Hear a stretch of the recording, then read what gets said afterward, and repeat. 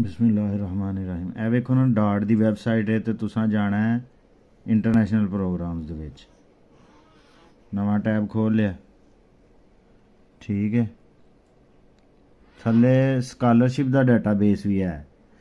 जेड़े बंदे दी डिग्री 6 साल तो पुरानी नहीं, मास्टर दी या बैचलर दी या की ना है इंटर दी FSC दी डिग्री, वो स्कॉलरशिप डाटाबेस तो जाके स्कॉलरशिप अप्लाई करे।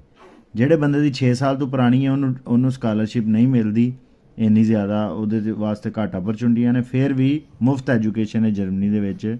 ਸਕਾਲਰਸ਼ਿਪ ਨਾ ਵੀ ਲੱਭੇ ਤਾਂ ਫੀਸ ਕੋਈ ਨਹੀਂ। ਅਗਲਾ ਇਹ ਹੁਣ ਮੈਂ ਖੋਲ੍ਹਿਆ ਨਾ ਤੇ ਅਗਲਾ ਇੰਟਰਫੇਸ ਇਹਦਾ ਇਹ ਖੁੱਲਿਆ। ਅੱਛਾ, ਤੁਸੀਂ ਇੱਥੇ ਜਾਣਾ ਕੋਰਸ ਟਾਈਪ। ਮਿਸਾਲ ਦੇ ਤੌਰ ਤੇ ਕੋਰਸ ਕਿੰਨੇ ਨੇ ਤੁਹਾਨੂੰ ਨਜ਼ਰ ਆ ਰਿਹਾ ਹੋਣਾ। बैचलर के किन्ने ने 307 किस्म के कोर्स ने, मास्टर के सब तो ज़्यादा ने 1442। PhD के अगों तुसीं वेख लो। अगे छोटे शार्ट कोर्स भी है ने, language course German language course 131 ने। तुसीं फिलहाल मैं तुहानूं ये चाहना वा कि जिहड़ा ना FSC तो बाद वाले जिहड़े मुंडे ने मैं बैचलर दे उन्हां नूं खोल के देना, क्योंकि असीं तो जिंदगी अपनी 35-35 साल पाकिस्तान च ज़ाया कर छड़ी है ना 2 नंबर घटिया किस्म दीयां डिग्रियां दे विच, जिन्होंने ने सानू कख नहीं दिता। मैं चाहना मेरे बच्चे जिहड़े FSC कर रहे हैं वो फौरन जिहड़ा ना इत्थों निकलन। अच्छा, तुसी इंग्लिश ओनली कोर्सां जाना है, इंग्लिश ओनली कोर्सां टुर गए।